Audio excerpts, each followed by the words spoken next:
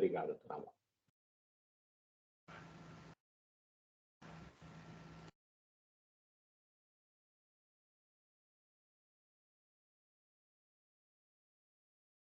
Bom dia a todos. A partir deste momento, declaro aberta a sessão de julgamento virtual da 8ª Câmara Julgadora, no dia 5 de maio de 2023. Bom dia a todos, juízes, juíza, representação fiscal, patronos. Temos o primeiro processo, é um recurso ordinário de relatoria da doutora Daniela, e cujo autuado é Sina Indústria de Alimentos Limitada, é o AIN 4047-235. Nós temos outros 2 processos com essa mesma autuada. Acredito que a diferença seja em relação aos responsáveis, né? Então, nós temos aqui a presença dos doutores. Deixa eu confirmar aqui.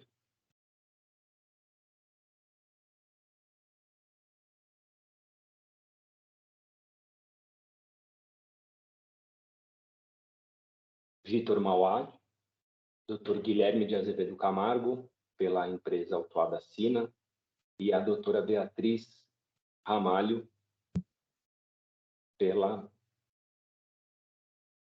em relação ao AIN 41-41-043, ela em relação à drogaria São Paulo. Então, o que eu acho que a gente poderia fazer é partir para o auto de infração da drogaria São Paulo, já que temos outros 3 processos da Sina. Então, a gente liberaria a doutora Beatriz e aí, na sequência, partiríamos para os processos da Sina e dos responsáveis. Acho que essa é a solução aqui mais célere, né? Então, é um recurso misto do Dr. Faisal, cujo autuado é Drogaria São Paulo. Nós estamos falando do AIN 41-41-043.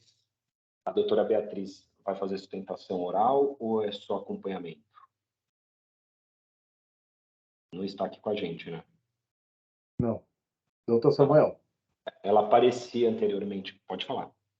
Só uma questão, só um esclarecimento. O processo da Sina da minha relatoria não me parece ser o mesmo caso dos outros 2. É um processo mais recente, de idôneo, tem apenas 2 solidários. Então, não me parece ser exatamente a mesma situação, mas é o mesmo autuado, o mesmo grupo, né? Então, acho que Drogaria São Paulo, a representante, a doutora Beatriz Ramalho, não está presente, embora solicitada a sustentação oral. Então, a gente parte para os processos da Sina e acho, então, que poderíamos partir aí para esse processo, já que é mais específico do Dr. Faisal. O meu recurso ordinário de minha relatoria é decorrente da Operação Yellow, então é aquele processo bastante conhecido já dos senhores e que acredito também seja da doutora Daniela. Então, a gente poderia ir para o doutor Faisal, e que é um caso específico, e depois a gente analisaria esses 2 outros casos da Operação Yellow. Pode ser, doutor Faisal? Pode. Então, pode ser. Então, doutor Guilherme vai fazer sustentação oral nesse caso do doutor Faisal? Não há necessidade, presidente. É de crédito inidôneo, os documentos estão ali, foram apresentados com a defesa, né, com o recurso. Esse eu só acompanho. Eu reservo aí para a gente conversar um pouquinho da Operação Yellow. Tá, do caso da Operação Yellow, o senhor faria a sustentação oral? Bem breve, sim. Tá, perfeito. Então, acho que vamos voltar a seguir a pauta, então, que aí a gente ouve as sustentações orais do doutor Guilherme e do doutor Vitor Mauad, e aí partimos depois, então, para o caso do doutor Faisal. Então, doutora Daniela, acho que a senhora poderia fazer um breve resumo, todos já conhecem os processos relativos à Operação Yellow. Então, partimos agora para o recurso ordinário, relativo ao AIN 4047-235 de relatoria da doutora Daniela. A doutora Daniela faz um breve resumo, aí na sequência, os doutores Guilherme e doutor Vitor Mauad com a palavra, por favor. Sim, obrigada, senhor presidente. Bom dia a todos.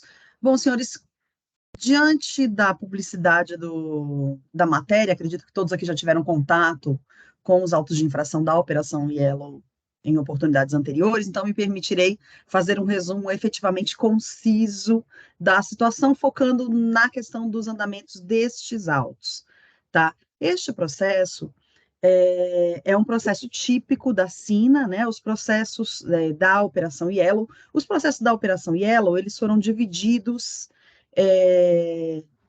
por solidários, agrupando os solidários, evitando aí a contaminação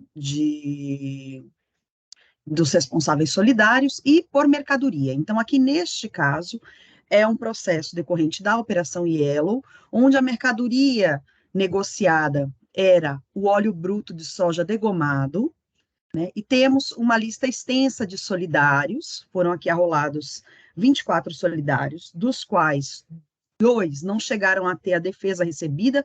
O senhor Fernando deixou de protocolar defesa, e a empresa Onida, que seria uma das destinatárias das mercadorias, teve um problema de representação.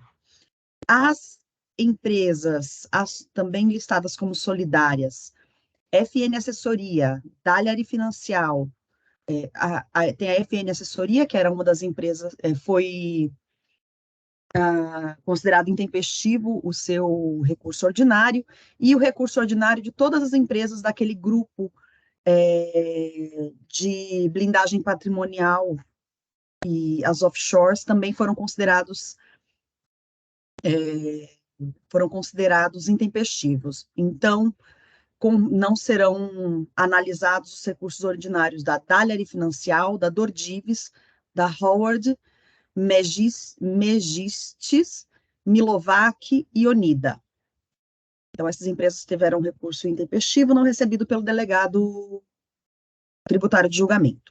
Com relação às demais empresas, houve um julgamento inicial do recurso ordinário pela segunda Câmara Julgadora. No entanto, esse julgamento acabou por ser anulado na Câmara Superior, pois houve naquela oportunidade uma decisão sobre matéria diversa, que era exatamente qual a mercadoria negociada.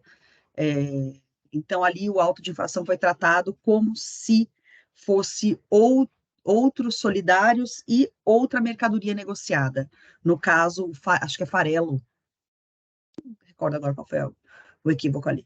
Então, foi anulado e voltaram todos os recursos ordinários para novo julgamento nessa oportunidade. Então, o que faremos nesse momento é julgar novamente todos os recursos, inclusive da autuada e dos solidários, somente aqueles que tiveram os recursos recebidos, que são o Nemer Abdul Massif, Faz Empreendimentos, Modena Agropecuária, o Dr. Vitor Mauad, a Maria de Fátima Butara Ferreira Abdulmaci, Simon Nemer, Andréa Ferreira Abdulmaci, João Choit Cato, Marcel Rodrigues Ferraz, Maurício Trovo Benedito, Ineide Maria de Souza, Dário Aprígio da Silva, Marcílio Mendes Ferreira, Olinto Rodrigues de Arruda, Suzana Ferriose Rodrigues de Arruda. Bom, como já é matéria conhecida, o auto de infração decorrente da Operação Yellow tem início numa apuração fiscal decorrente de fraude estruturada, onde o fisco desconsiderou as operações de remessa para industrialização e entendeu que a Sina vendeu diretamente as mercadorias para os adquirentes finais dentro do Estado.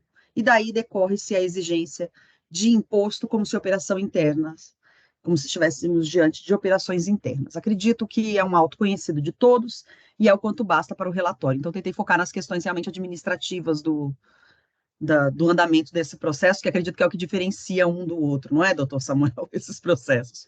Perfeito, exato. Mas qualquer dúvida, qualquer questionamento, senhores, é porque eu estou tentando realmente fazer uma coisa mais concisa, já que é uma matéria conhecida, mas qualquer dúvida, só questionar. Perfeito. Então, com a palavra, o doutor Guilherme, e na sequência, o doutor Vitor Mauad. Bom dia a todos. Eu vou ser bem breve também, na verdade, em razão da matéria já conhecida, como foi dito pela doutora Daniela. Eu vou trazer um pouquinho do que se discute em relação aos autos que não chegaram no Tribunal de Impostos e Taxas pelo valor que eles têm de lançamento e trazer esse status, né, como essa questão vem tramitando ali no judiciário. A gente tem poucos autos aí, salvo engano, são 8, que eles transitaram em julgado com a decisão aí da Delegacia de Julgamento.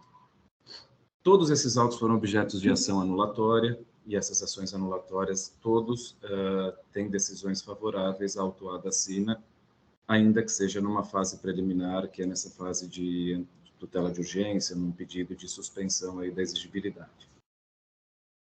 Foram, então, proferidos 4 acórdons, né? Esses acórdons, essas ações foram consideradas, claro, conexas ali em razão da empresa comercial que aparece no auto de infração, e essas decisões transitaram em julgado sob qual fundamento? Eu acho que é bastante importante até para a gente ter esse comparativo entre relato da infração versus o que se entende da autuação fiscal do ponto de vista jurídico, que o judiciário está tratando em relação a essa operação IEL. Essas decisões entenderam que não há, uma primeira vista, uma sonegação fiscal, né, porque não foi apurado se essas empresas consideradas interpostas, e aí é o objeto dessa simulação, elas de fato sonegavam impostos. Não houve um levantamento, não houve uma auditoria, não houve uma fiscalização específica, né, em relação a empresas como Farolio e Multiolhos, que são as que mais aparecem aí nesses autos de infração. Então, o resultado fiscal da operação comercial dessas empresas, ele não existe nos autos administrativos. Existe tão somente uma alegação de que essas empresas triangularam notas, né? Estas empresas, Farolio e Multiolhos, por exemplo, triangulavam notas ali para esta oferta de créditos que não seriam devidos por se tratar de uma operação interna e não interestadual. Então, dentro desse aspecto, a sina vem sendo julgada, analisada, se a sua escrituração, se os seus documentos permitem a fiscalização não só conhecer a sua atividade produtiva e industrial, como também permitem tratá-la, tomando aí por emprestado o conceito de um adquirente de boa-fé, como uma alienante de boa-fé, né? Se há uma autuação, e esse é o pilar maior do auto de infração, pela inidoneidade aí das empresas, cito de novo como Farolio, como Multiolhos, basta saber se essa inidoneidade afeta a sina, né? Ou se a sina ela conduziu e escriturou todos os seus atos comerciais nos termos que a lei determina. E, de fato, essa tese vem ganhando força, são 4 vitórias aí, não houve nenhuma derrota no judiciário, como eu disse, essa decisão foi transitada em julgado, e a gente passa por uma fase de instrução nesses processos em primeira instância, onde o magistrado pediu a todos os adquirentes que juntassem ali toda a sua relação comercial com Farolio, toda a sua relação comercial com Multiolhos, como pagamento, como extratos bancários, comunicações via e-mail, qualquer outro meio aí comercialmente utilizado. Essas empresas, sempre que oficiadas, retornam nos autos, trazem esses elementos, mostrando que há, de fato, uma operação comercial entre partes, né, entre Farolio e aquele adquirente, entre Multiolhos e aquele adquirente, juntando todos os pagamentos feitos àquelas empresas com a comprovação de saída dos valores via extrato bancário. Então, um ponto que eu quero trazer, quando a gente, e isso é um ponto antigo, a gente vem aí mais ou menos desde 2015, acho que foi, salvo engano meu, o primeiro auto de infração julgado pelo Tribunal de Impostos e Taxas, e hoje, em 2023, sob o mesmo argumento, é que a gente pede esse provimento de recurso. A infração, ela trata como uma infração de crédito, ela fundamenta toda ação fiscal numa infração de crédito, dando a entender, e isso é bem claro, né, pelo auto de infração, que o único ilícito tributário existente ali, nesses 88 autos de infração, é o fato dos adquirentes terem recebido créditos indevidos. Porém, há uma infração por não emissão de nota fiscal. E eu tomo esse raciocínio de novo para voltar para esse viés do judiciário, onde analisa, mas espera, se não houve emissão de nota fiscal, deixa eu ver pela lei, pela nossa jurisprudência, pela nossa doutrina, se de fato a sina ela deveria ou não ter emitido. E essa tese tem, como eu já disse antes, tem obtido aí êxito em todas as instâncias que tem passado. Já foram decisões ali de primeiro grau, decisões revistas pelo Tribunal de Justiça, especialmente pela Quarta Câmara de Direito Público. Então, o que eu peço mais uma vez e reitero aqui, aproveito já para agradecer a atenção de todos, é que estes autos de infração eles sejam analisados pelo direito que eles trazem, pelo artigo onde a infração foi capitulada, pela fundamentação, pelo relato que consta dentro dele, e se de fato esse relato é suficiente para imputar assim nessa não emissão de nota fiscal.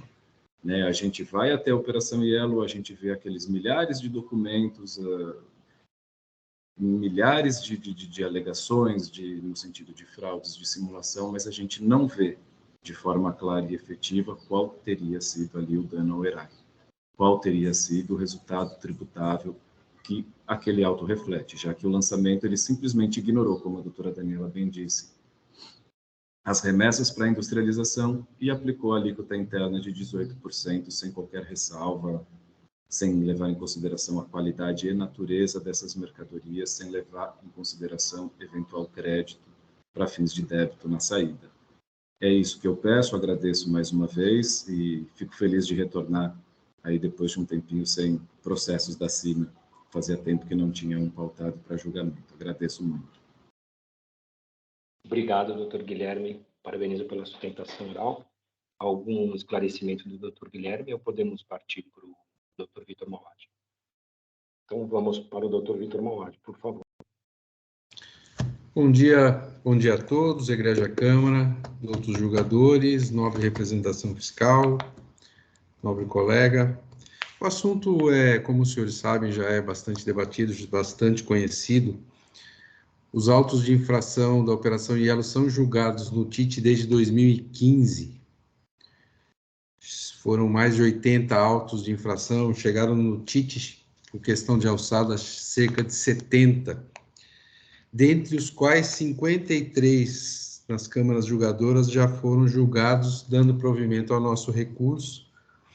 Nós defendemos desde o começo que as provas não serviam para as conclusões fiscais, em que pese, do ponto de vista teórico, as acusações fiscais eram relevantes, as provas não corroboravam essa alegação, e assim vem sendo reconhecido pela grande maioria dos julgadores desse egrégio Tribunal de Impostos e Taxas, inclusive pela Câmara Superior, que já afirmou entendimento consolidado em cerca de 18 julgamentos, julgando no mesmo sentido pela nossa exclusão da responsabilidade, reconhecendo a inexistência de fundamentos e provas para a manutenção da responsabilidade do modo que foi lançado.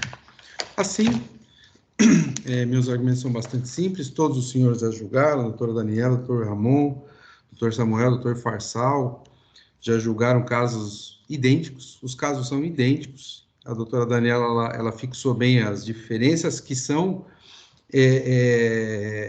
que podem ser relevantes do ponto de vista de tributário, pela fixação de alíquota, para a questão do tributo em si, do lançamento, né? Mas, efetivamente, em relação à responsabilidade, os processos são absolutamente idênticos. As provas são as mesmas, os argumentos são os mesmos. E por esses mesmos motivos, nós acreditamos que o nosso recurso será provido. No caso, estão sendo julgados 2 processos, né? Que já podemos falar pelos 2, por essas razões que eu já mencionei. Um foi uma decisão anulada pela Câmara Superior, que volta para julgamento para a doutora Daniela, e o outro, o doutor Samuel, vai julgar um caso que volta de diligência. Então, em relação ao farólio, a inscrição e tudo mais. Então, eu acredito que são essas nossas considerações, e mais uma vez nós requeremos o provimento do nosso recurso e agradecemos a atenção. Obrigado, doutor Vitor, especialmente pela brevidade. Doutora Daniela, com a palavra. Está no mudo. E eu já registrei as sustentações. Desculpa. Obrigada. Eu estou aqui registrando, disponibilizando o voto, mas tentarei fazer uma leitura mais resumida. Eu estava acredito que já aparece o voto aí para os senhores. Então, tentarei ser objetiva aqui na leitura do voto. Acredito que não há necessidade de ler a íntegra, até porque ficamos com um voto um pouco longo diante da grande quantidade de recursos apresentados. Eu vou, pela celeridade e facilidade, adiantar, a princípio, o voto em relação ao doutor Vitor Mauad, que acredito que o doutor acompanha, por óbvio, as decisões já proferidas, né, doutor Vitor, e na mesma esteira do que já acompanhei em outras oportunidades e já votei anteriormente, pela exclusão da solidariedade do doutor Vitor Mauad, incorporo no meu voto a decisão da Câmara Superior, naquele voto da ilustre doutora Maria do Rosário, onde descreve a ação do patrono e entende que, muito embora esteja claro que o doutor tinha ciência das atividades irregulares praticadas pela Sina, né, pela fraude apurada, não há demonstração nos autos de que o doutor tenha agido fora dos limites da ação da advocacia, tendo agido com zelo pelo seu cliente e orientações. No entanto, não há demonstração nos autos de que o senhor tenha participado como mentor intelectual da fraude, motivo pelo qual é suficiente, motivo pelo qual, diante da falta de provas, excluo a solidariedade em relação ao patrono. Em relação ao doutor Vitor Mauad, em relação aos demais solidários, não estão aqui presentes, então me permitirei não ler cada uma dos recursos ordinários, mas para cada um deles, o fisco traz a forma de participação. As pessoas físicas, temos um grupo de pessoas físicas compostos pelo senhor Nemer Abdulmaci, seu filho Simon Nemer, a filha Andréa Ferreira Abdulmaci e a esposa Maria de Fátima Abdulmaci, que atuavam como proprietários de fato da empresa e como gestores de fato, atuando na gestão não só da autuada Sina, como também das demais empresas do grupo, havendo ali uma verdadeira confusão patrimonial e confusão na gestão das empresas, cada um detalhado conforme o relatório de apuração da operação e ela, bem como o relatório de apuração do próprio relato circunstanciado das infrações e as provas juntadas. Então, mantenho a solidariedade com relação a todos esses. As empresas offshore financeiras responsáveis pelo financiamento das operações tiveram os recursos não recebidos em função da intempestividade dos apelos, e temos também o apelo das interpostas pessoas que são funcionários das empresas que possuíam, funcionários de uma empresa que possuíam um nome no quadro societário das outras empresas. Então, havia ali, novamente, essa questão da confusão patrimonial, a interferência na gestão de uma empresa em outra, demonstrando que todos estavam dentro do mesmo grupo e atuavam em conjunto. E assim, sendo uma ação à margem do previsto na legislação, mantenho as solidariedades em relação às pessoas interpostas também. A FN, a assessoria empresarial, não teve o recurso recebido também por intempestividade? Não, a FN não apresentou. Não, a FN foi intempestivo. E não apresentou foi o senhor Fernando. Então, todos os solidários restam mantidos. Com relação ao recurso ordinário da autuada Sina, temos, em especial, as alegações de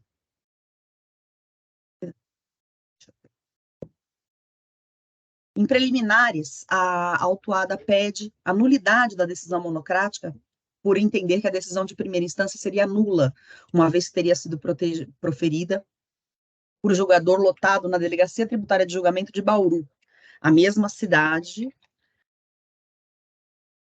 que realizou a operação fiscal que deu origem à autuação.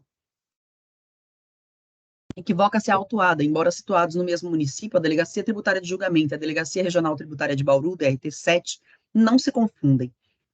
A DRT-7 de Bauru estava à época vinculada à Diretoria de Administração Tributária, DEAT, e atualmente vinculada à Diretoria de Fiscalização, a DFIS.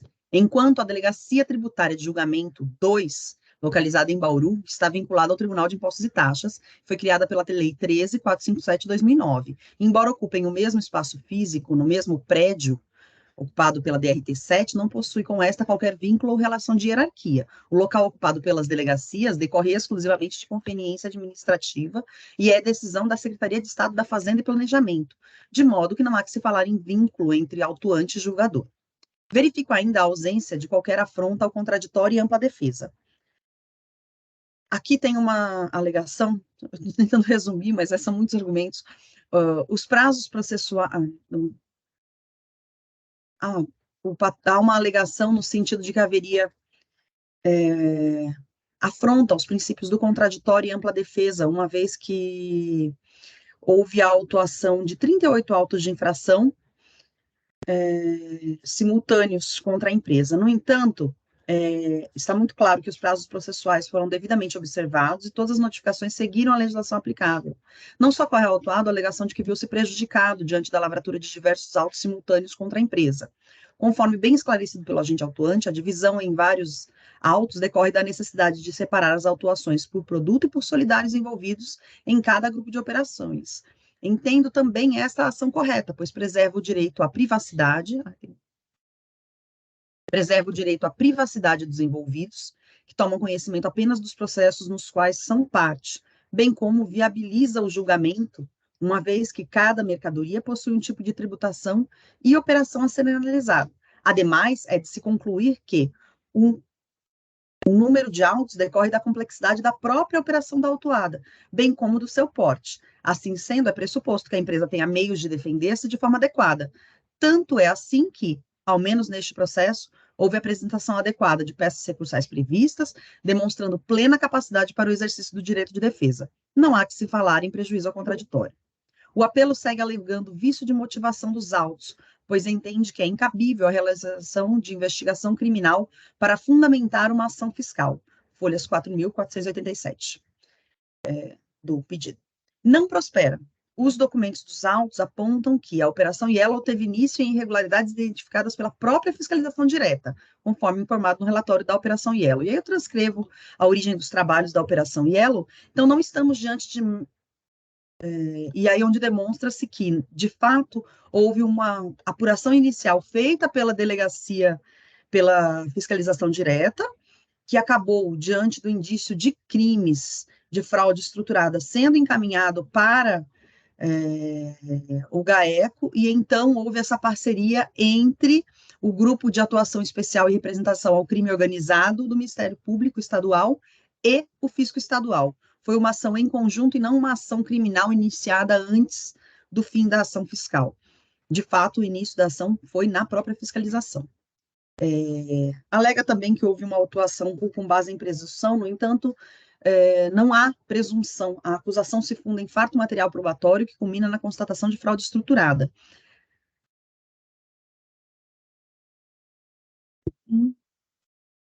No caso dos autos, o contribuinte deveria provar de forma objetiva que a operação ocorreu tal como descrita nos documentos fiscais listados, nos demonstrativos apresentados pelo fisco, ainda que o fizesse por amostragem, e demonstrar, assim, a inexistência da fraude estruturada apontada. Não verifico qualquer ofensa à súmula 24 do STF, com relação aos áudios, né? O feito está instruído com material probatório e prova que sustenta a constituição do crédito tributário ampla e documental, lastreada em documentos fiscais e verificações fiscais realizadas pelos agentes com competência legal para tanto. E aí, na defesa, a Sina vem apresentando uma série de ações que demonstrariam a idoneidade da empresa, né, e são louváveis as ações socioambientais praticadas pela recorrente. No entanto, nenhuma delas faz prova de erro ou nulidade da autuação. Segue afirmando que realizou a industrialização por encomenda da contratada Multióleos. No entanto, não há demonstração fática dessas operações, realizadas como alegado. E que se houve alguma irregularidade praticada pela autora da encomenda, a responsabilidade deve recair sobre ela, não sendo possível a exigência de ICMS a 18%, como no presente caso. Não prospera a afirmação de que o fisco criou a situação para exigir da Sina tributo não previsto em lei com alíquota não prevista na legislação. Segundo seu entendimento, não há fato gerador tributável realizado pela recorrente.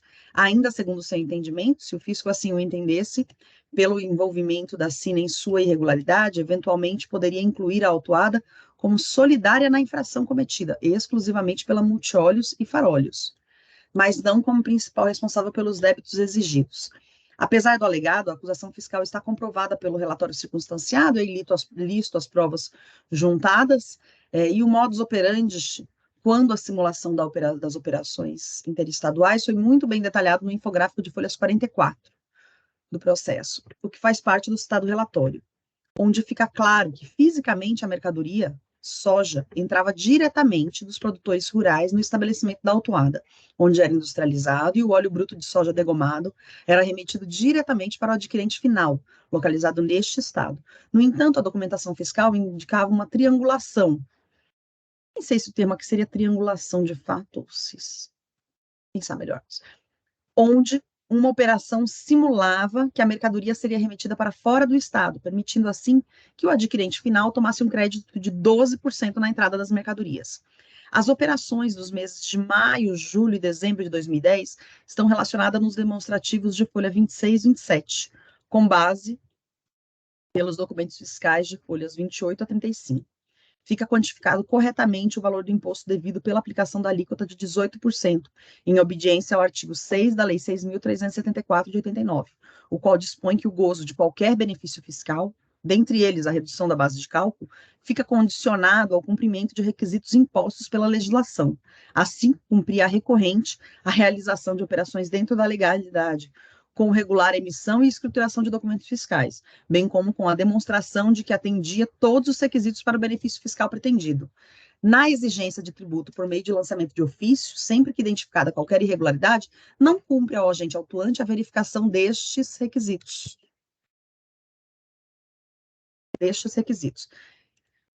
E aí transcrevo o citado artigo 6 da Lei 6.374, onde se explicita que a redução da base de cálculo é um direito a ser exercido pelo contribuinte, cumprindo-se a legislação pertinente, inclusive a infralegal, e as obrigações acessórias. Ainda, eventual benefício fiscal é de se acolher a manifestação da douta representação fiscal, em folhas 4, ainda sobre eventual benefício fiscal, é de se acolher a manifestação da douta representação fiscal, em folhas 4.960. E aqui eu transcrevo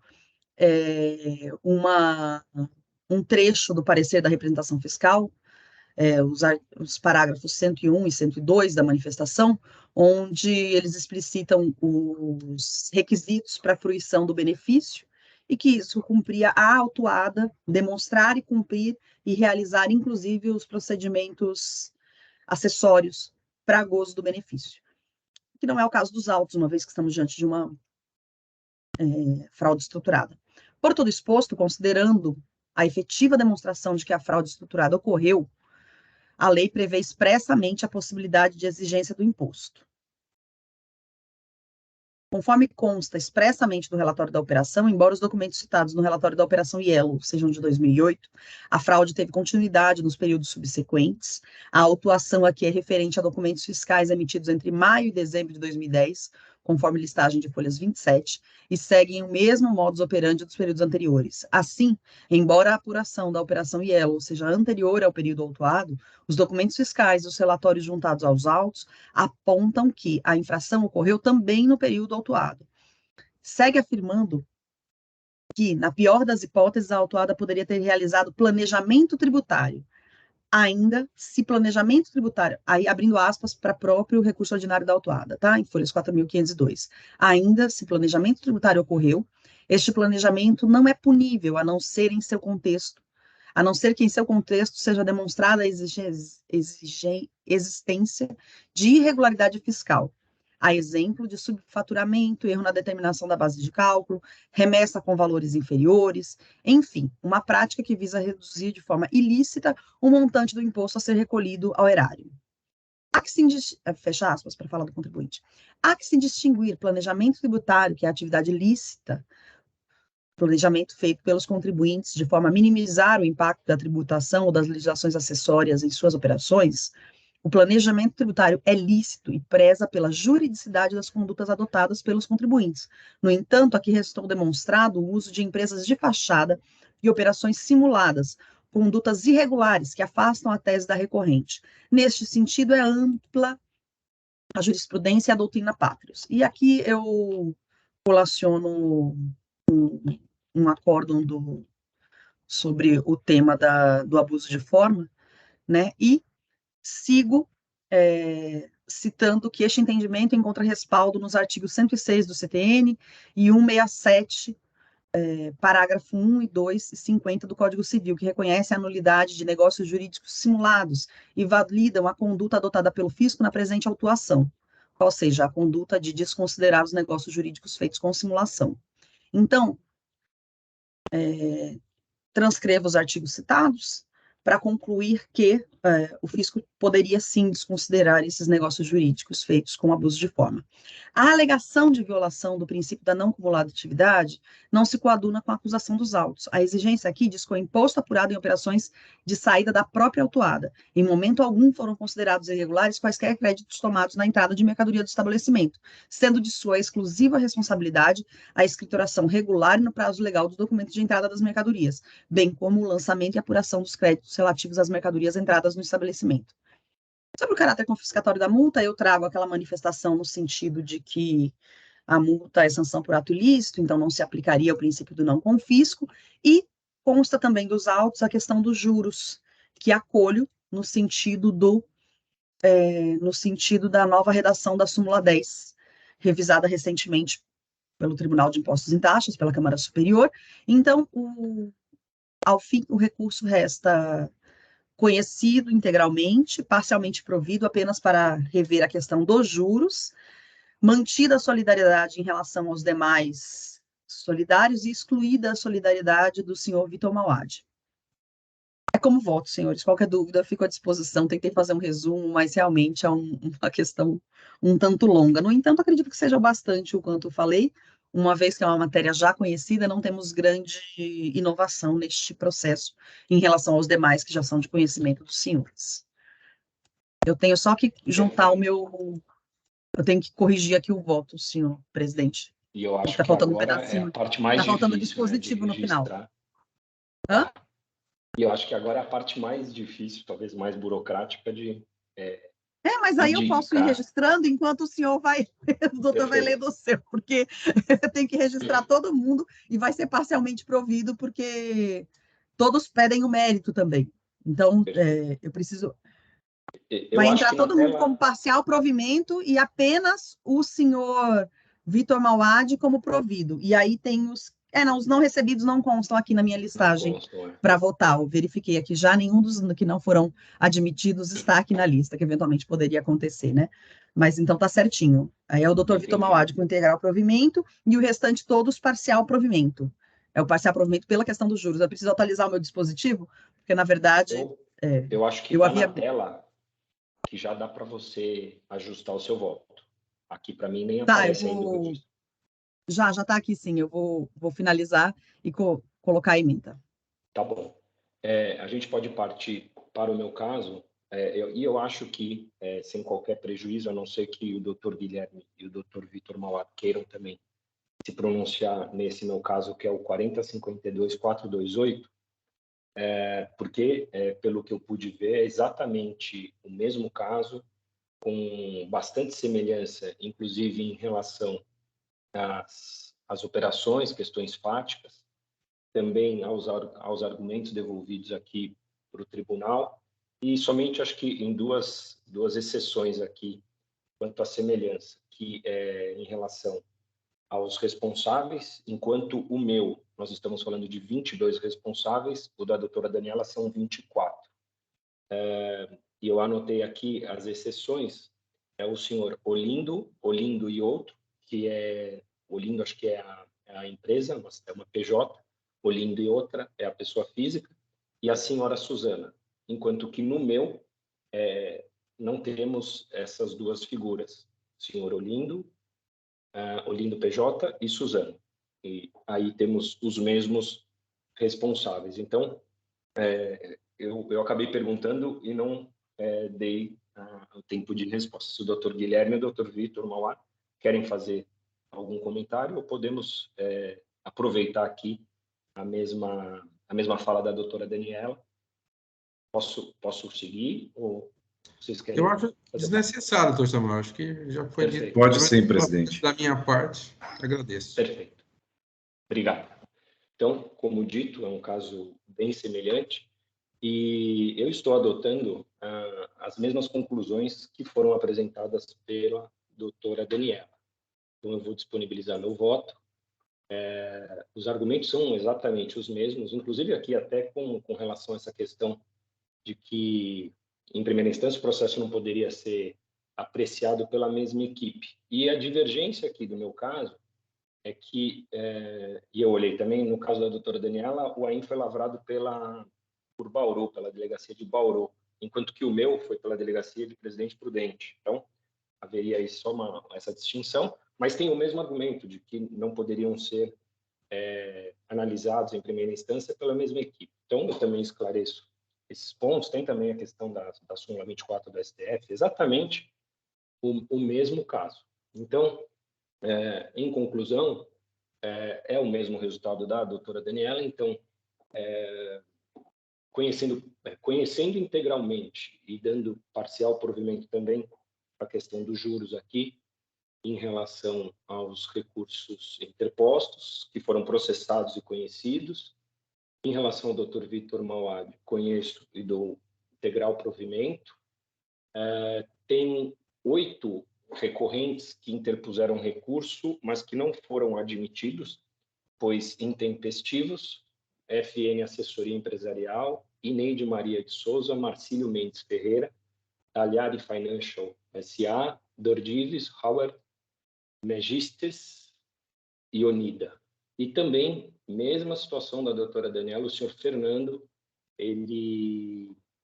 acho que ele sequer apresentou defesa nesse meu caso. Então, também não houve a interposição de recurso ordinário. Então, esse é meu voto, seguindo exatamente o entendimento que já adotei em outros casos semelhantes.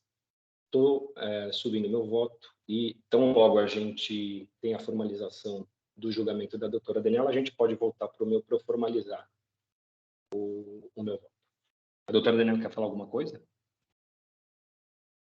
Então, vou pedir um minutinho aqui também para eu seguir na formalização do registro do voto. Eu estou aqui com uma questão de... Ordem prática. Como é que a gente... aquela ementa que fica para cima do voto e tal, estou reduzindo a minha ementa. Eu fiz bem concisa. Bem itemizado, sabe? Acredito que é suficiente. Eu vou diminuir aqui, porque eu havia citado todo mundo. Acho que não tem como listar todo mundo aqui na ementa, que dá problema.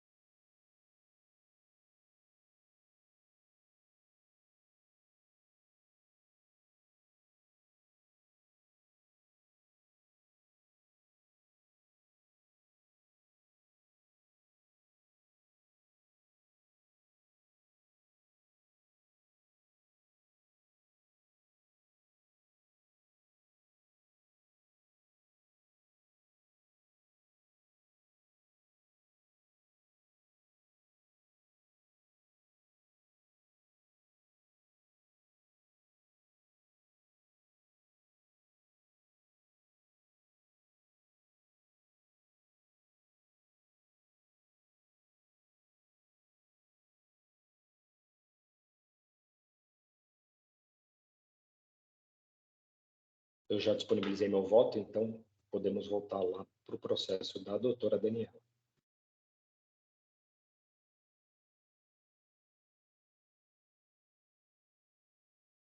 Que estamos aguardando o registro, né, doutora Daniela? Assim que tiver pronta, pode nos acionar aqui, por favor.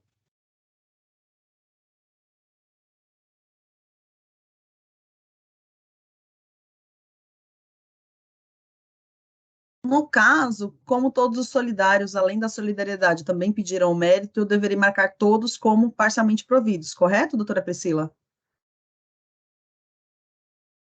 Eu penso que sim. Acredito que sim.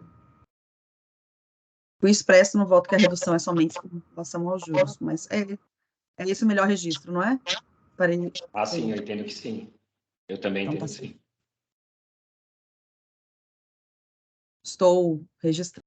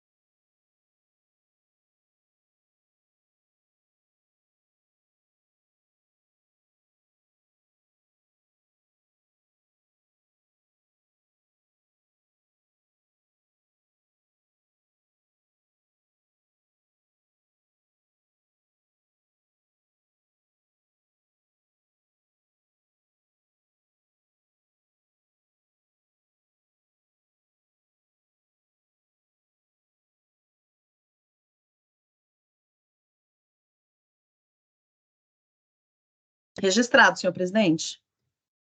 Estava conferindo se não tinha faltado nenhum dos apelos aqui. Eu estou achando Mas os que não estão... que eu tinha feito uma conta, eu vou até rever essa conta que eu fiz. Eu tinha era isso que eu estava fazendo aqui. Então, mas, eu tinha 22 responsáveis e a autuada, sendo que 8 recursos não foram admitidos, não foram conhecidos, 2 não foram apresentados, mas estaria dentro do 8. Então, que é o senhor Fernando, não teria interposto. Então, teríamos 9 recursos que não foram admitidos, tendo 23 pessoas. Então, está me dando só 10 pessoas ali para indicar o voto. Eu achei estranho. Tá, doutor Samuel, isso acontece, é preciso conferir, era justamente isso que eu estava conferindo aqui, porque, por vezes, o mesmo patrono está peticionando um patrono peticiona para o mesmo solidário, e aí ele apresenta ou a peça em conjunto, ou mesmo que ele apresente 2 peças, ele sobe como um arquivo só. E aí o sistema vai então, ver como isso, uma né? coisa só. Aí é importante que deixe consignado no voto cada situação. Mas se o que não estiver aparecendo for um desses apresentados junto, não tem problema, a gente pode seguir. Agora, Então, se tiver algum apresentado separado, aí precisa pedir para o pessoal do EPAT ver o que aconteceu. Doutora Daniela,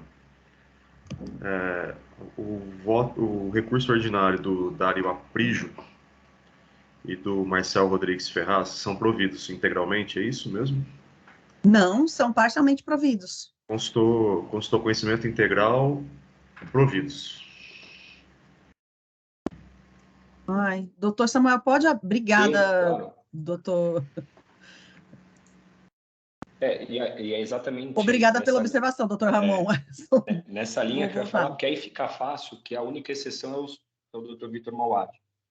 Então, todo todos mundo são tem que parcialmente ficar providos. Parcialmente provido. porque conhecidos é que estão aqui, né? Foram admitidos, foram Isso. processados.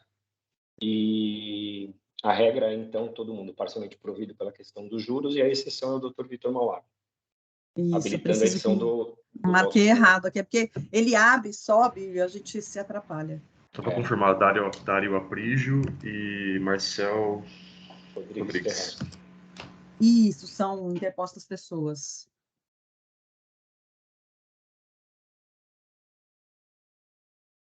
Inês.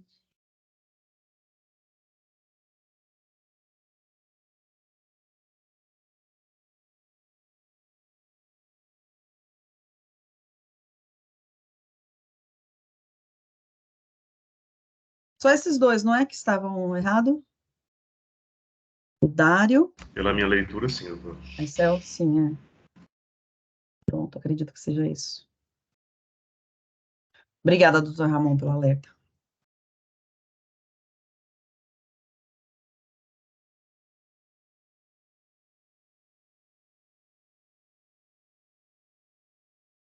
Deixa eu conferir aqui.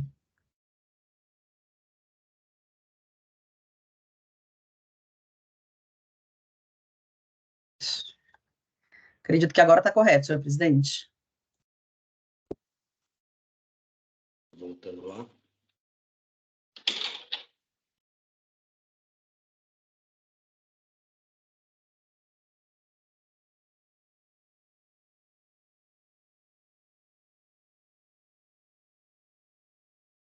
Atualizei a página. Assina parcialmente provido, Paz, Vitor Mauad provido, Olinto parcialmente provido, Ineide parcialmente provido, Dário parcialmente provido, Marcel parcialmente provido. Perfeito. É isso aí. Então, vou encerrar os debates. Presidente, nós estamos no voto da doutora Daniela, não é isso mesmo? Isso mesmo. Correto. Que é o final 235. Verificando o quórum.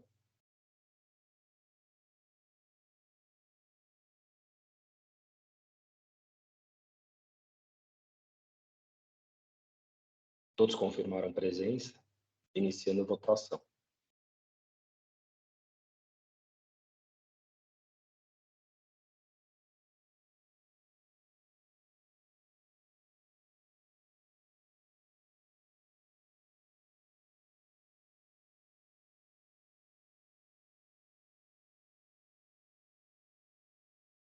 Doutores Guilherme e Vitor Moalho. Então, todos acompanharam a doutora Daniela, a relatora. Então, assim, encerrando votação e julgamento, do AIN 4047-235, Sina Indústria de Alimentos Limitada. Julgamento encerrado. E agora, voltando para o processo de minha relatoria,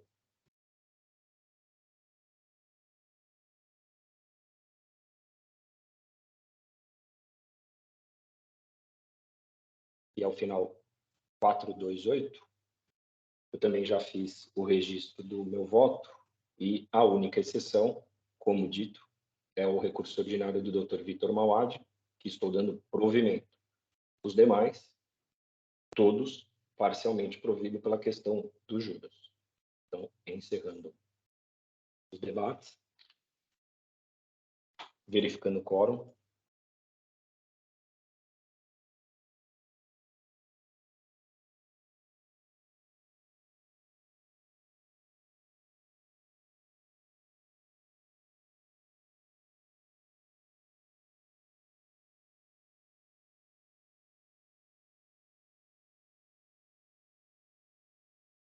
Falta apenas a doutora Daniela.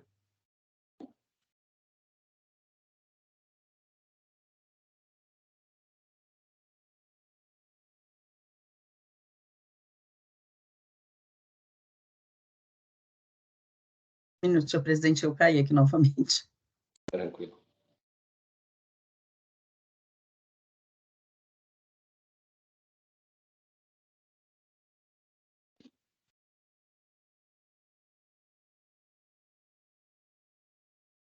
Foi.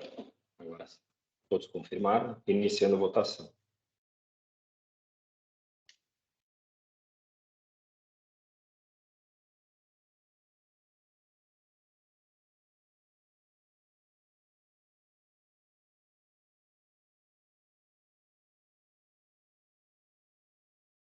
Então, doutores Guilherme e doutor Vitor Mauad, no mesmo raciocínio do caso anterior, todos pelo parcial provimento dos recursos interpostos, exceção em relação ao doutor Vitor Mauad, que é integral, provimento. Então, com isso, encerro a votação e julgamento do AIN 4052, 428, Sina Indústria de Óleos Vegetais.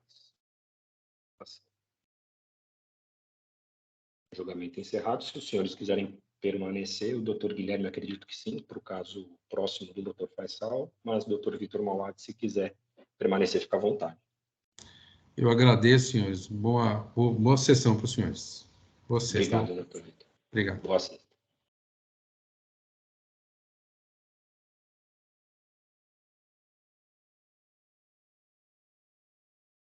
Com isso, podemos partir, então, doutor Faisal, recurso misto de sua relatoria, que é o AIN 41-46448, Sina Indústria de Alimentos Limitada.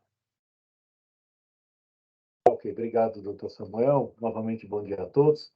Como eu havia mencionado no início da sessão, esse processo da minha relatoria não é exatamente igual aos demais que foram julgados, não faz parte da Operação Anielo. É uma infração por crédito do imposto.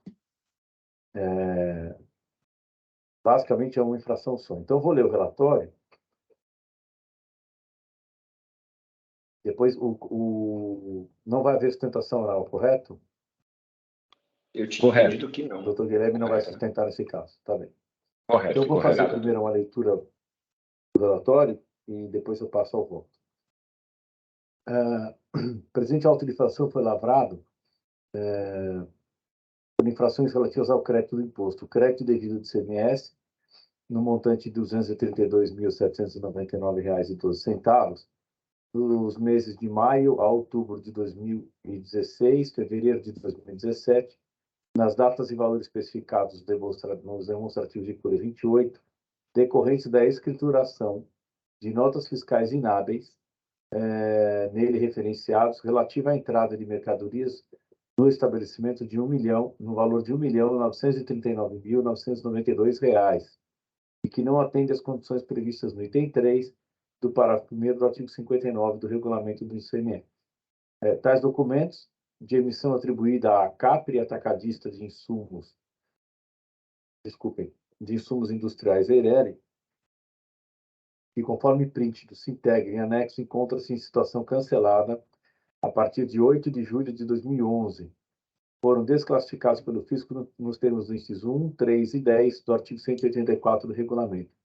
O contribuinte, por meio de notificação específica para tal fim, folhas 88 a 102, foi intimado a apresentar os documentos e a prestar informações a respeito das operações realizadas, sendo que apresentou documentos que não comprovam cabalmente que as mercadorias sejam oriundas do Estado do Rio de Janeiro, conforme descrito no relatório circunstanciado de folhas 9 a 22.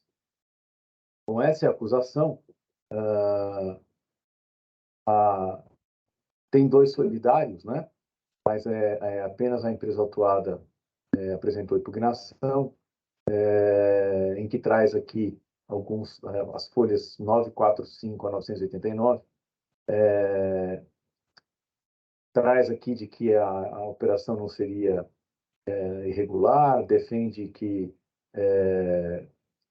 a empresa, na época das operações, estava regular, não se integra, e traz aqui algumas alegações em relação ao multa e juros também. Bom, primeiro, o processo foi julgado na Delegacia Tributária de Julgamento, conforme decisões de folhas 1003 a 1014, e houve julgamento procedência parcial da acusação, sendo que a juíza monocrática acabou apenas atendendo a questão da aplicação dos juros com base na taxa Selic, tendo em vista a nova redação da súmula 10. Foi apresentado recurso ordinário apenas pela empresa autuada, né? E esse é o relatório, doutor Samuel. Eu posso seguir com o voto? Alguém quer algum tipo de esclarecimento? Não, pode seguir. Se houver alguma necessidade de esclarecimento, a gente interrompe. Tá ok, obrigado. Por favor.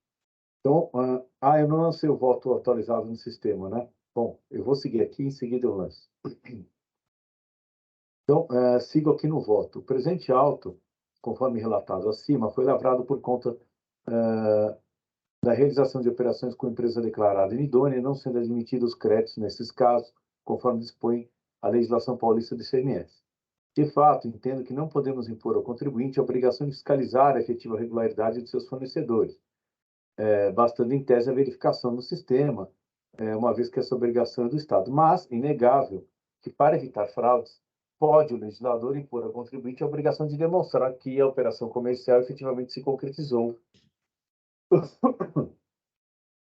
a fim de demonstrar a sua boa-fé, e não obstante a declaração posterior de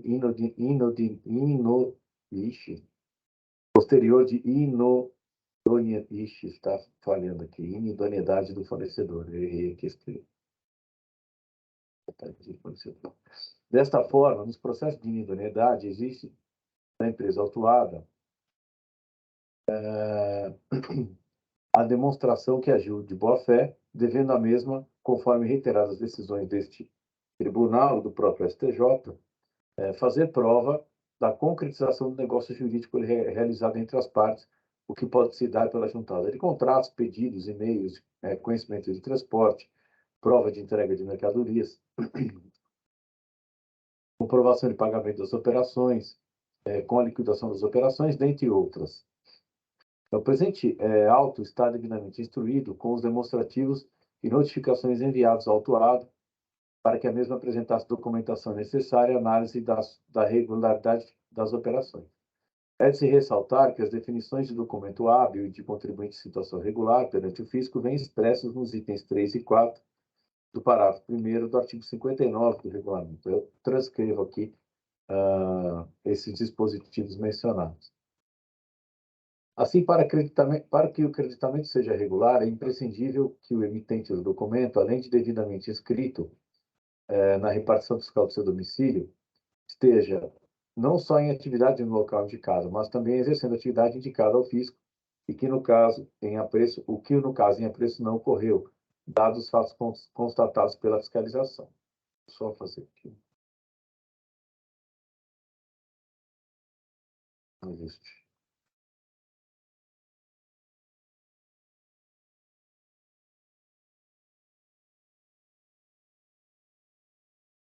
O direito ao crédito do imposto condiciona-se não só à escrituração dos respectivos documentos, mas também ao cumprimento dos demais requisitos previstos na legislação, artigo 61 do regulamento, dentre eles a prova de que o documento fiscal que é coberto a operação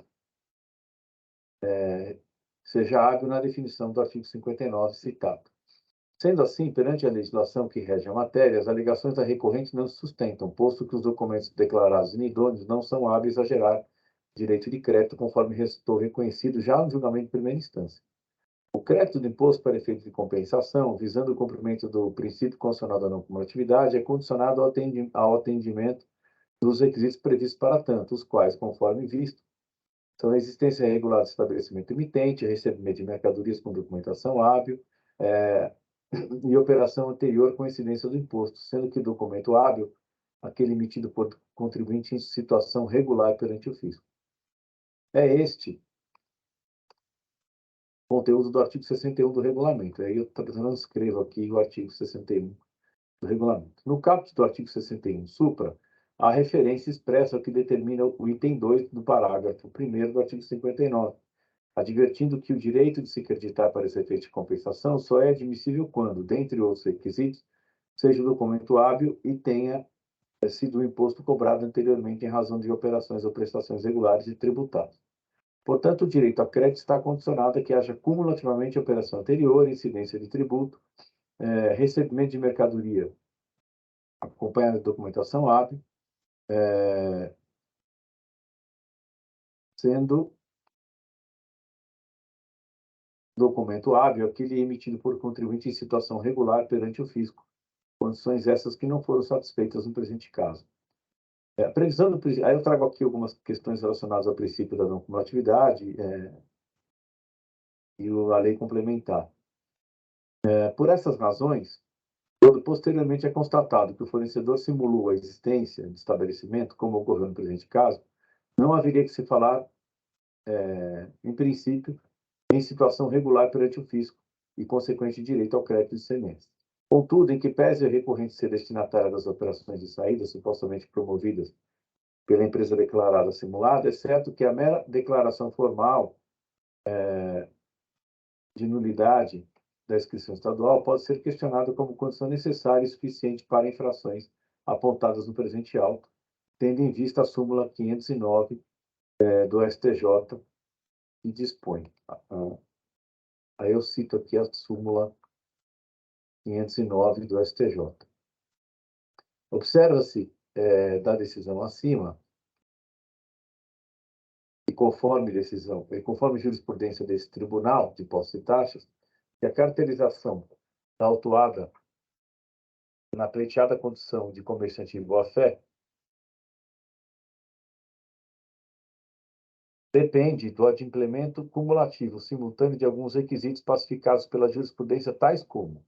Aí eu também trago aqui quais seriam os requisitos aceitos pelo tribunal para comprovação da boa-fé. No presente caso, entendo que não se verificam todos os requisitos aventados pela súmula 509, uma vez que as provas juntadas apresentam uma série de inconsistências, conforme restou demonstrado já na decisão recorrida, nos termos abaixo transcrito, em que a recorrente não logrou êxito em demonstrar a alegada boa-fé, com os seguintes destaques. Eu transcrevo aqui uma parte, um trecho da decisão recorrida, em que a julgadora de primeira instância faz cotejamento das provas, né, visando analisar a alegada boa-fé.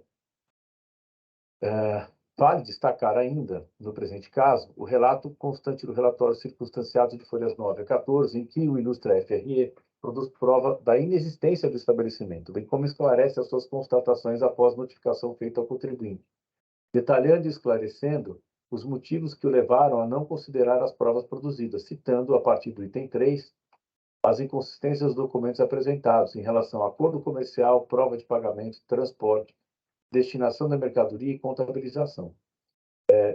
Junta ainda aos autos, um segundo, a partir das folhas 12 do relatório, um segundo que eu estou aproveitando já para corrigir aqui, vamos ver. Junta ainda aos autos, a partir das folhas 12 do relatório circunstanciado, fotos do local em que estaria sediada a empresa inidônea, para demonstrar a impossibilidade da existência do estabelecimento naquele local.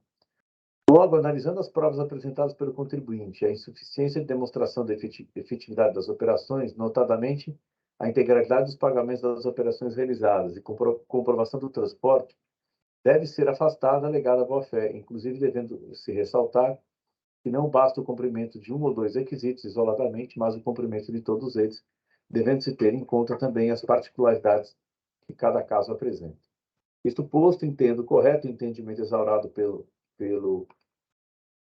julgador monocrático em relação às provas apresentadas, considerando as mesmas insuficientes para demonstrar a alegada boa-fé da recorrente. A esse respeito, a decisão relativa ao recurso especial da Fazenda, no processo, eu cito aqui uma jurisprudência da Câmara Superior nesse sentido em relação à boa-fé. Trago aqui duas decisões e sigo no voto. Então, diante da falta de provas da concretização das operações, o que se conclui é que a autuada recorrente não pode se beneficiar da alegação de ter agido de boa-fé para afastar sua responsabilidade nos termos da legislação estadual com a manutenção do crédito em questão.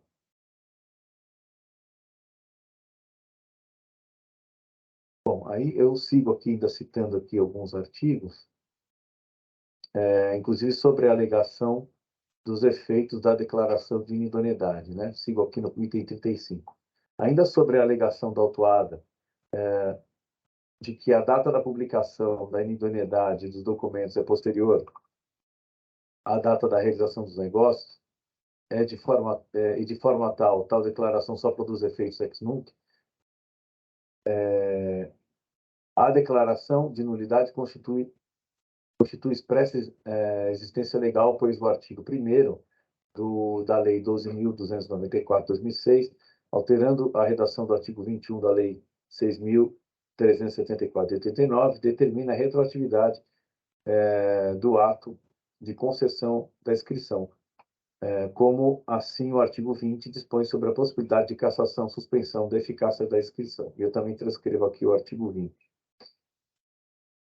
E vou concluindo agora. Sendo assim, diante dos fatos e da falta de prova das alegações postas pelo autuado em sua defesa, em seu recurso, não deve prevalecer a alegação de boa-fé por parte da autuada para justificar a manutenção do crédito. A autuada tinha o dever legal de agir com cuidado com quem estava negociando o que não provou ter feito.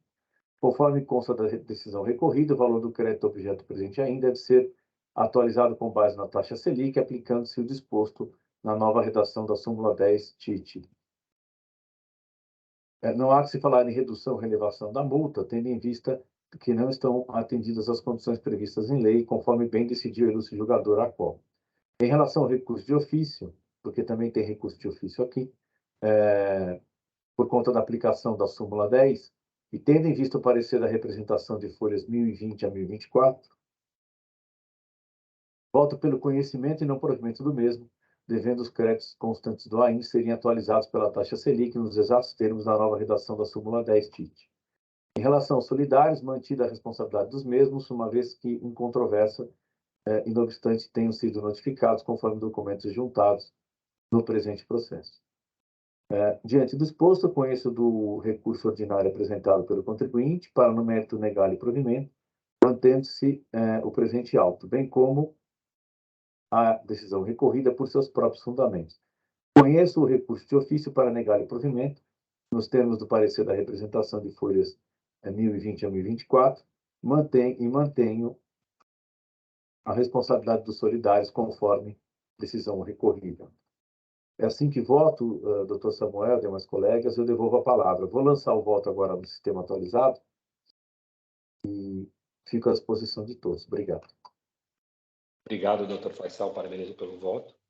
Alguém precisa de algum esclarecimento ou podemos ir para a discussão? Eu acho que ficou bem demonstrado, né, com as provas dos autos, a fragilidade das operações, especialmente em relação à constatação dos imóveis, né, as fotos dos imóveis, e o problema também com relação ao transporte, né? Ainda que se possa admitir os pagamentos, o problema que foi recepcionado numa conta mantida em São Paulo, ainda que se possa discutir algum argumento em relação a esse tema, mas as fragilidades evidenciam bastante o problema existente no transporte e nos imóveis da N2. Então, correto. Doutor Samuel, poderia abrir a edição do voto, por favor? Claro, eu vou acompanhar o doutor Faisal.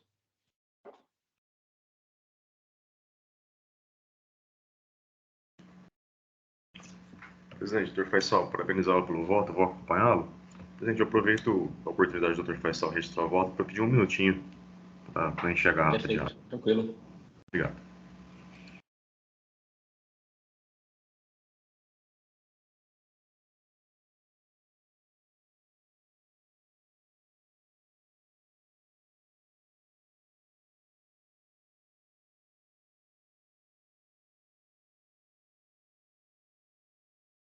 Doutor Samuel, a edição ainda não está...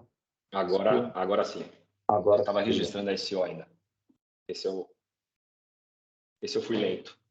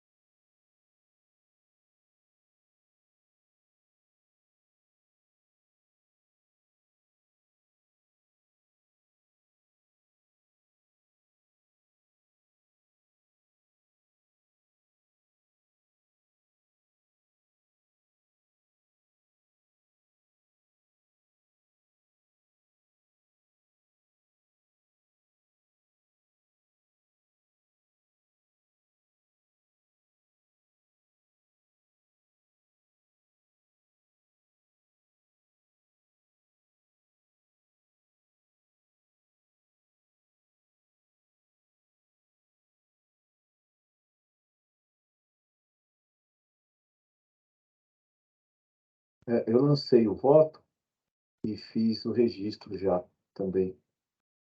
Acho que está Perfeito. tudo correto.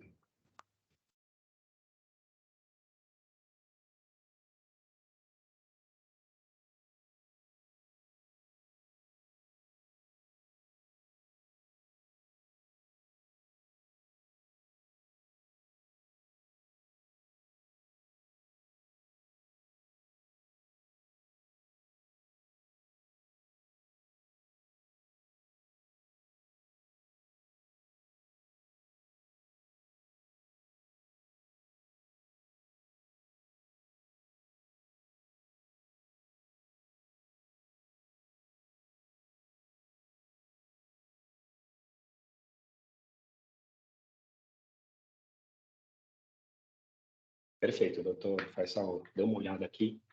Estou de acordo. Doutora Daniela.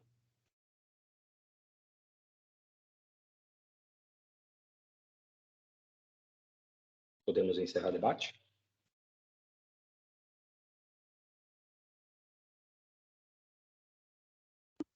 Leitura, doutor Samuel, mas parabéns, doutor Faisal, pelo voto. Eu acredito que vou acompanhando. Só terminando a leitura, doutor Samuel. Obrigada. Obrigado. Tá bom, perfeito. Sem problema. E a doutora Priscila também, se tiver alguma consideração, por favor, fique à vontade.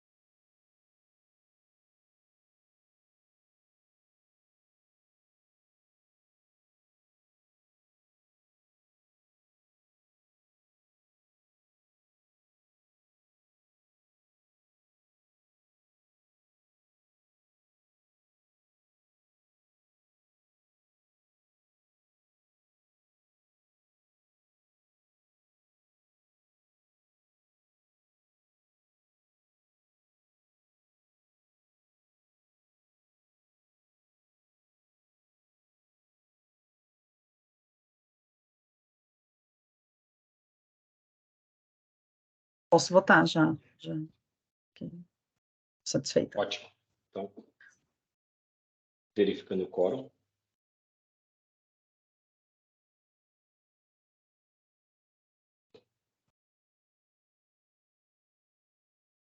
Todos confirmaram presença. Iniciando a votação.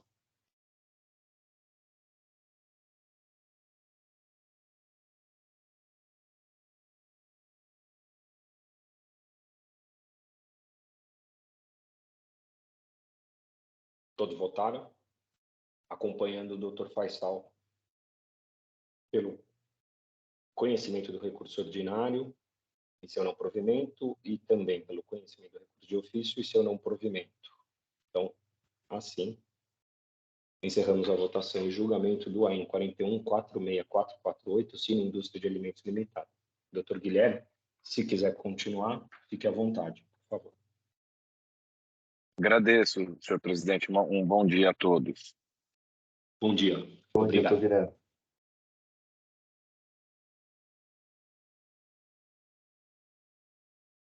Temos ainda 2 processos, ainda com sustentação oral. A doutora Beatriz Ramalho, ela gostaria de saber se a senhora vai fazer sustentação oral ou só acompanhar.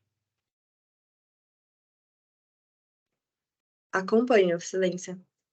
Ah, perfeito. Doutor Faisal, então com a palavra, é o AIN 41-41043, Drogaria São Paulo.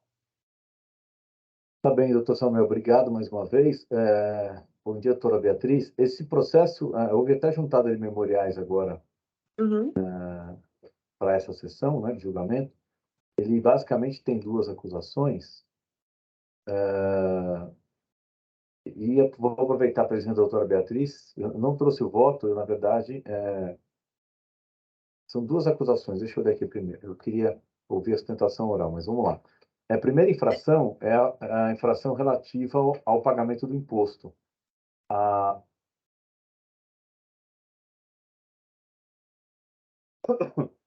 empresa teria deixado de pagar ICMS montante de R$ 44.867,71 no período de março de 2016 a abril de 2017, por emissão de notas fiscais eletrônicas relacionadas ao demonstrativo 1, referentes a operações tributadas sem o destaque do imposto, conforme se comprova pelos documentos juntados. E a segunda infração é falta de pagamento do ICMS, no valor de R$ 744.583,31, no período de março de 2016 a abril de 2018, referente a montantes indicados no demonstrativo 2, na qualidade de substituto tributário, por se tratar de mercadorias sujeitas ao regime, que recebeu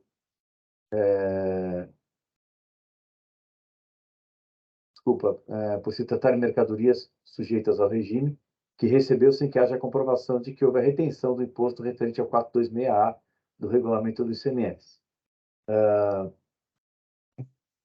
Só para que todos acompanhem, basicamente são duas acusações e tratam de duas questões distintas do que nós estamos normalmente acostumados a julgar aqui, referente a esse contribuinte, né? Basicamente, a ICMS na transferência entre estabelecimentos matriz filial e ICMS na entrada de mercadorias no estado de São Paulo. Há aqui duas teses principais, né, e as duas estão relacionadas a decisões do Supremo Tribunal Federal. A primeira, que trata do tema 456, que diz respeito à inconstitucionalidade da cobrança do ICMS-ST na entrada de mercadorias no estado de São Paulo. Inclusive, um dos processos aqui, se eu não me engano, o ano passado, foi feita uma diligência à Procuradoria, né? E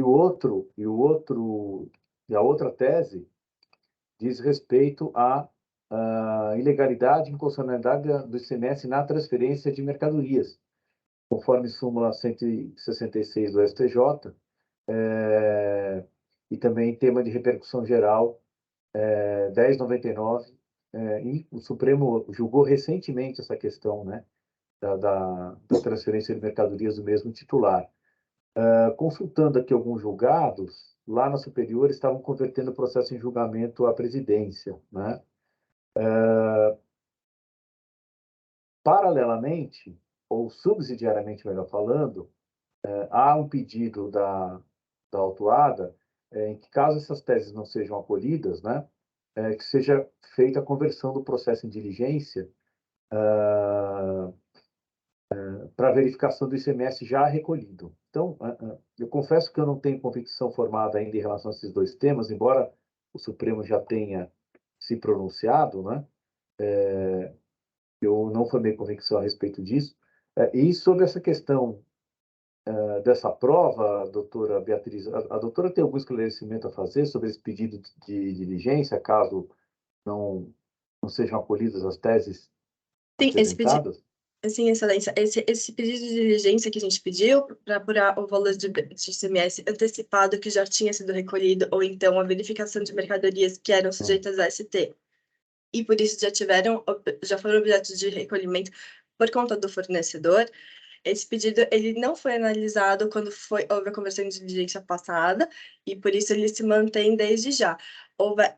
Teve alguns recolhimentos, inclusive a empresa menciona no próprio recurso dela, que não foram analisados, que não foram abatidos na diligência anterior. Por isso a gente pede uma complementação de diligência, se o caso, se eu entender necessário. Quer dizer, não seriam juntados novos documentos, apenas para analisar o que já foi juntado. Não necessariamente que já foi juntado, porque a gente juntou por amostragem, né? Que seja analisado o que já foi recolhido. Não necessariamente tudo que já foi pago, porque a gente não juntou tudo, a gente juntou alguns pagamentos. Entendi. Quer dizer, se eu não acolher essas teses desses julgamentos do Supremo Tribunal Federal em relação à transferência de mercadoria e, eventualmente, em relação ao ICMS-ST na entrada, a empresa teria que, eventualmente, fazer uma prova um pouco melhor dos recolhimentos que já teriam sido feitos e não considerados, correto? Correto, sem contar a questão da multa e da taxa Selic, que também são objetos de recurso, né? Sim. Não estão, sim. Não, ok. Entendi. Bom, eu, doutor Samuel, doutora Daniela, doutor Ramon, eu não trouxe voto em relação ao mérito, Nós já tivemos, como já mencionei aqui, outros processos na nossa Câmara em que essa questão do 426, tema 426 já foi trazido. E o que eu me lembro, tem um processo só que a gente converteu em diligência. Nos outros, nós tivemos sustentação oral. Eu não me recordo aqui da gente ter discutido isso no mérito, né? É o mérito da aplicação desse tema ou não aos processos aqui no TIT. E o mesmo em relação ao ICMS na transferência, até porque o Supremo recentemente é que acabou julgando, né? Na verdade, o julgamento ainda eventualmente pode ter algum embargo, uma coisa assim. Então, é isso, doutor Samuel e demais colegas aqui da Câmara. Eu não trouxe o voto e já compreendi aqui os esclarecimentos da doutora Beatriz. Perfeito. Mas trata-se daqueles dois temas que já Dois foram temas, definidos pelo... correto. ICMS-ST na entrada e ICMS na transferência de estabelecimento do mesmo titular.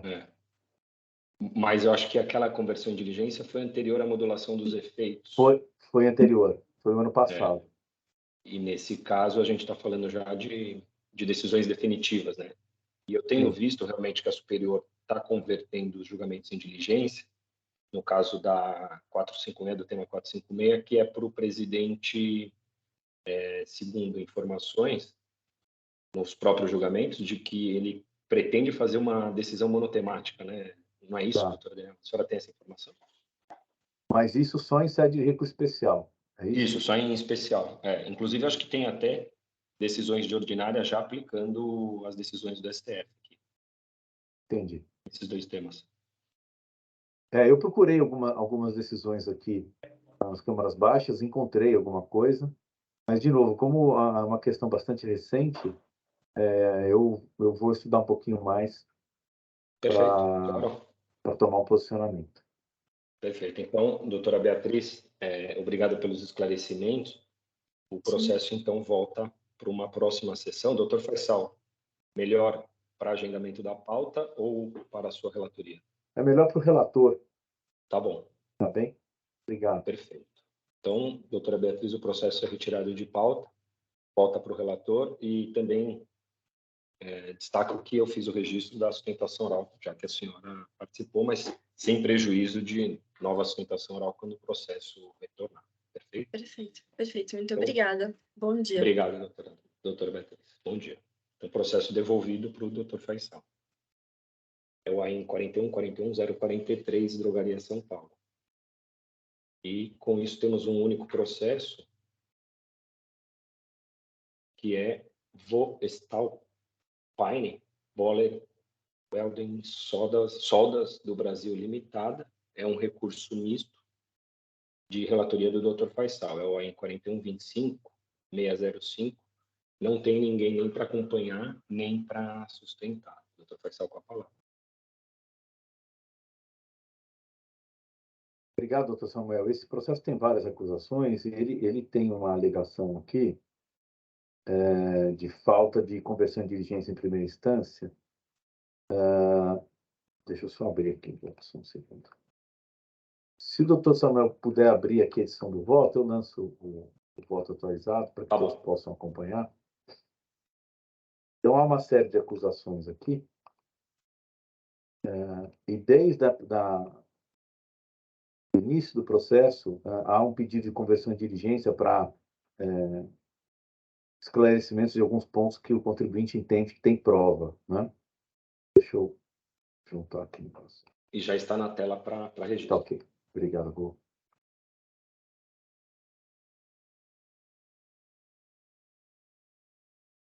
Já mexo já na emenda, por enquanto aí todos ficam com o voto. Então, vamos lá.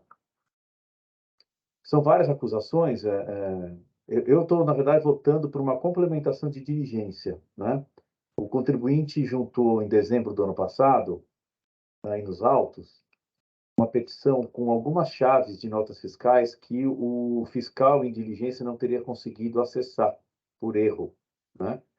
Então, as folhas 671 e 673 agora em dezembro de 2022, informa a autuada que a diligência teria sido favorável, que estava satisfeito com o resultado da diligência, que teria demonstrado que a maior parte das operações estavam justificadas, mas que o fiscal não teria conseguido complementar a diligência por conta de erro de leitura de algumas notas fiscais. Então, ele junta, através de um arquivo no Google Drive, as chaves que ele conseguiu localizar a fim de complementar a diligência que havia sido determinada anteriormente. Então, só retomando, né, em primeira instância,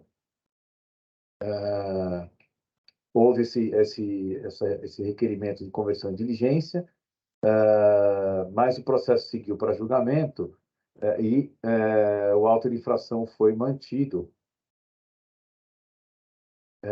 Porém, em sede de recurso já distribuído inicialmente à 6ª Câmara Julgadora, foi feita uma conversão em diligência. Houve um erro aí de notificação para cumprimento da diligência, depois esse erro foi ajustado, corrigido, e o processo seguiu para a diligência, né?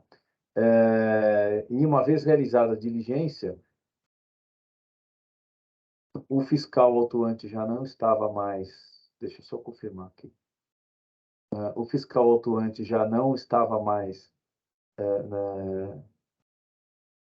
na ativa, então teve que ser designado um outro fiscal para o cumprimento da diligência, e ele trouxe um relatório em que ele, analisando a prova foi juntada, ele traz um relatório, a representação se manifesta, mas ele alega que algumas chaves não foram, ele não conseguiu ter acesso.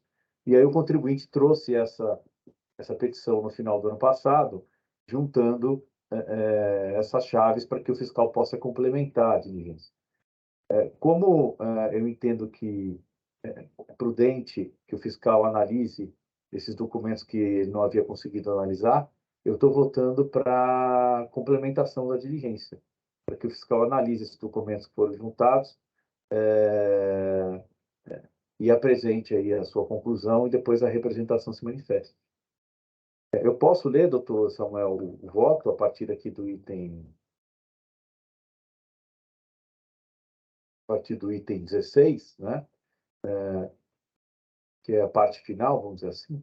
É certo que a empresa atuada, desde sua defesa, já havia protestado pela conversão do feito em diligência, visando fazer prova de suas alegações, na tentativa de demonstrar que o auto seria indevido, ainda que parcialmente. Tanto é assim que o feito foi convertido em diligência, conforme decisão da 6ª Câmara Julgadora, já citada anteriormente. Ocorre que, com base nas conclusões apresentadas pelo AFR nomeado, já em diligência, a autuada juntou aos autos novos documentos, folhas 671 e seguintes, por conta da alegação de erro na leitura nas chaves, as quais poderiam contribuir para os esclarecimentos dos fatos narrados na inicial, bem como para comprovar as alegações da recorrente. Sendo assim, em atenção ao princípio do contraditório, da ampla defesa e da verdade material, considerando ainda imperativo reconhecer a necessidade de análise complementar das informações do documento juntados pela autuada, as folhas, através de link informado, entendo ser necessária nova conversão em diligência. Diante do exposto, voto pela conversão do presente julgamento em diligência para que a FRE se manifeste em relação à petição de folhas 671 e 673, bem como em relação aos arquivos acostados via Google Drive, esclarecendo sobre a sua relevância e seus efeitos em relação ao presente auto, fazendo os ajustes que se fizerem necessários. Após a manifestação, não é o fiscal autuante, né? Porque o fiscal autuante já não está mais. Após a manifestação do ilustre FRE, os autos devem ser encaminhados à representação para que apresente parecer em complemento às provas juntadas pela autuada, retornando para julgamento.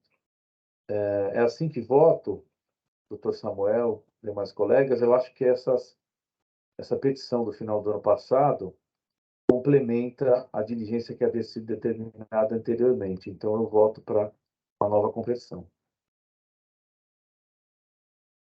Entendido.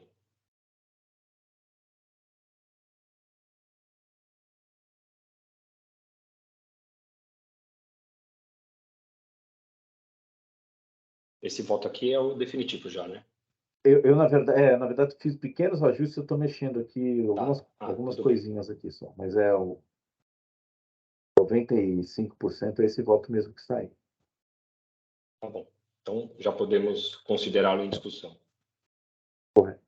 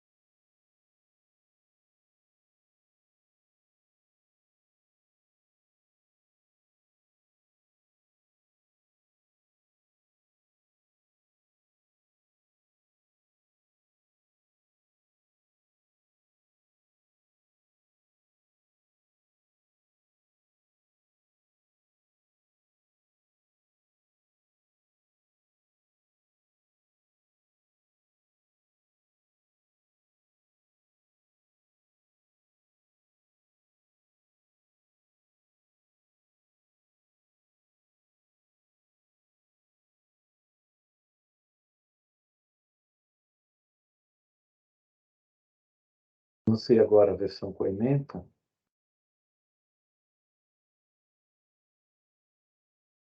Se todos estiverem de acordo, não tiver nenhuma dúvida, eu vou lançar o voto, vou registrar o voto.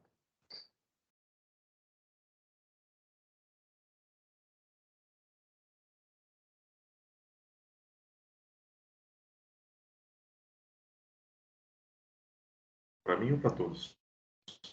Ou eu travei? Acho que eu travei.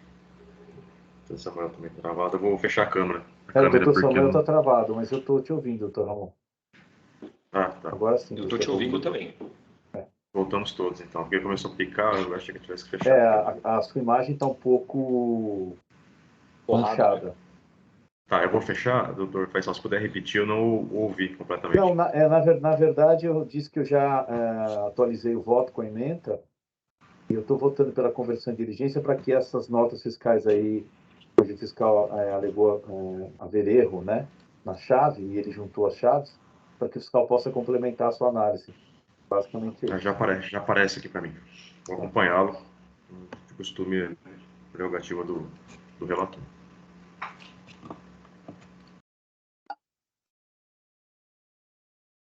Eu estou de acordo também, doutor Faisal.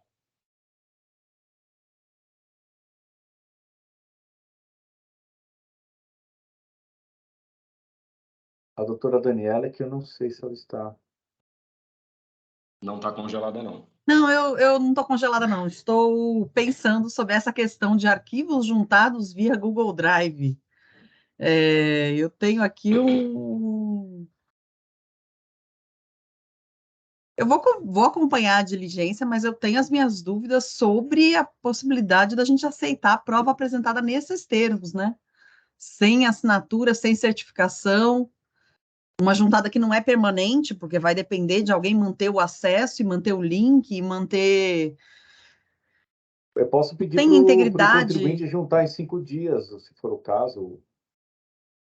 Acredito que talvez fosse interessante Tá. acrescentar alguma coisa Tá que ele bem. deve juntar nos termos da legislação pertinente com Então- as certificações adequadas. Então eu vou. Porque uma coisa é o link, quando o fiscal, ou mesmo quando o contribuinte, apresenta uma planilha com um link para o SPED, Tá. onde estão as notas fiscais. Porque o SPED é documento público. Agora, um link para o Google Drive, Entendi. eu entendo que não é uma prova juntada de maneira adequada. Então, acredito que, no meu sentir, talvez fosse interessante pedir que ele juntasse dentro da legislação pertinente. Tá bem. Eu vou então incluir um item pedindo que o contribuinte junte a documentação no processo, conforme a legislação, né? Para que, na sequência, o fiscal possa se manifestar. Isso, acredito que fosse uma juntada melhor, porque aí Física. tem as questões de integridade, Tá. as certificações, acredito Tá que bem. fica melhor. E é permanente. Essa questão do link é uma prova que depois vai se perder. Entendi. Não, tem razão, uma cautela importante. Eu vou fazer isso, então. Doutor Samuel, poderia abrir a edição novamente, por favor? Obrigada, que eu fiquei aqui pensando Não, tem razão, tem razão. Tem como razão, poderíamos suprir essa questão. Habilitado.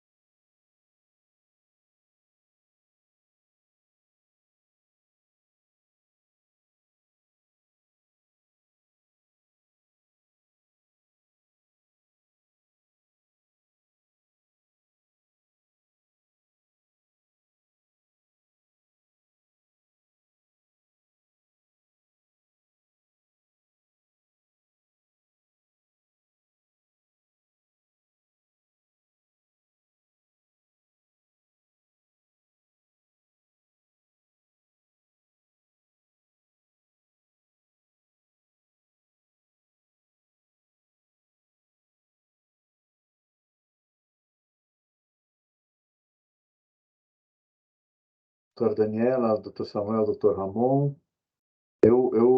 Então, fiz aqui um ajuste no texto.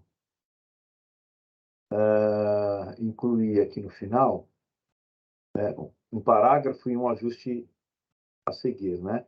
O parágrafo diz o seguinte: porém, antes da manifestação do autor do feito, deve o contribuinte anexar aos autos a íntegra dos documentos que traz via Google Drive, nos termos do que dispõe a legislação do processo administrativo, para que possam constar definitivamente nos autos, bem como por questão de segurança das partes, uma vez que o sistema Google Drive não é certificado. E aí, diante do exposto, volto pela conversão do presente julgamento em diligência para que o contribuinte junte aos autos, nos termos da lei, a documentação postada via Google Drive, através da petição de folhas, né?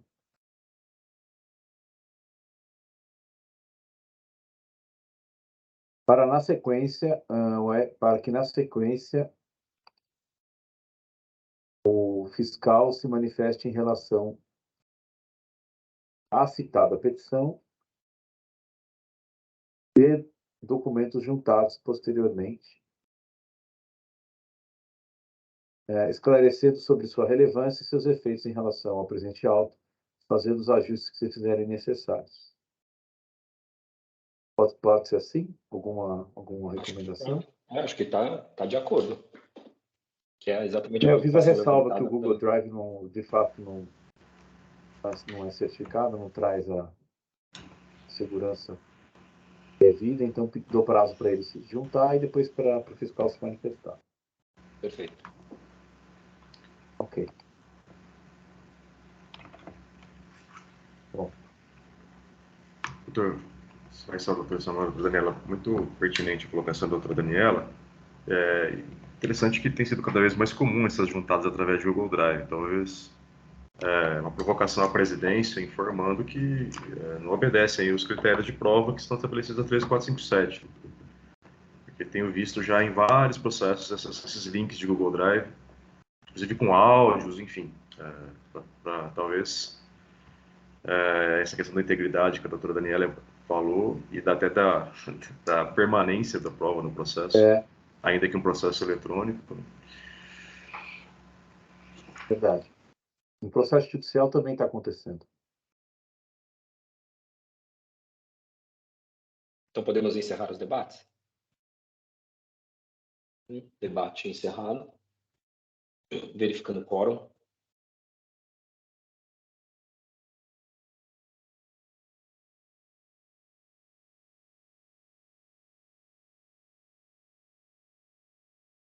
Todos confirmaram a presença, iniciando a votação.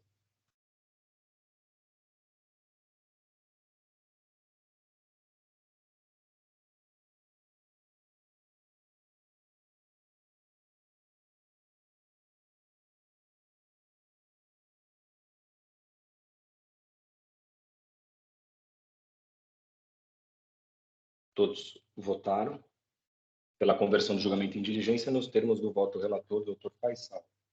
Podemos encerrar a votação e julgamento do AIM 41.25.605. E com isso nós voltamos à pauta e temos a situação de todos os processos encerrada. O sistema está um pouco lento.